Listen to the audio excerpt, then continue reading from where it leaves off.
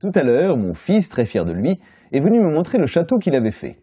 Malheureusement, il avait oublié de construire des remparts. Et sans défense, un château est trop facile à détruire. D'ailleurs, un château de la sorte n'aurait pas fait long feu au Moyen-Âge. C'est au Xe siècle qu'apparaissent les premiers châteaux en France, essentiellement pour se protéger des ennemis.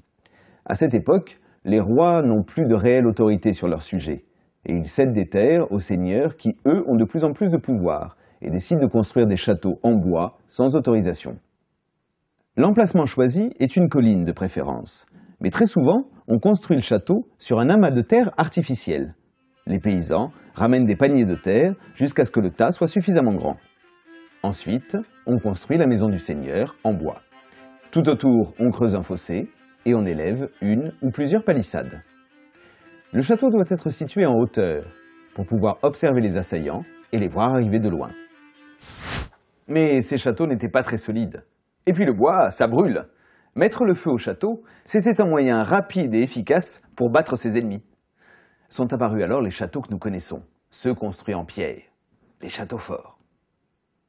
Ces édifices bâtis avec d'énormes murs de pierre sont apparus à la fin du Xe siècle, mais ils sont plus nombreux au XIIe siècle et n'ont plus rien à voir avec leurs ancêtres. Ils sont entourés d'un fossé profond et rempli d'eau, les douves. Des murs épais protègent l'intérieur du château, les remparts. Des gardes se relaient pour surveiller les environs sur le chemin de ronde. Les créneaux permettent de voir et les merlons de se cacher. En cas d'attaque soudaine, l'alarme est donnée et tout le monde se rue à l'intérieur du château. Les paysans vivant aux alentours, mais également les bêtes. Tout le monde va se réfugier dans la basse-cour. On lève le pont-levis à vitesse grand V, car les ennemis veulent atteindre le donjon, la grande tour centrale où habite le seigneur et sa famille. Depuis les machicoulis, on surveille les remparts et on se protège en lançant des pierres. Par les meurtrières, on tire des flèches sans être à découvert.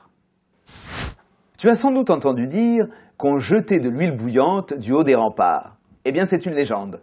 En fait, à cette époque-là, l'huile coûtait beaucoup trop cher. On lui préférait de la chaux vive mélangée à du sable. Tout cela s'infiltrait dans les armures des assaillants. Je vais aller aider mon fils à construire un vrai château fort, avec des tours, des remparts, un pont-levis. Personne ne pourra le détruire. Souviens-toi, les premiers châteaux forts apparaissent à la fin du Xe siècle. Ils permettent aux seigneurs de se protéger des attaques ennemies.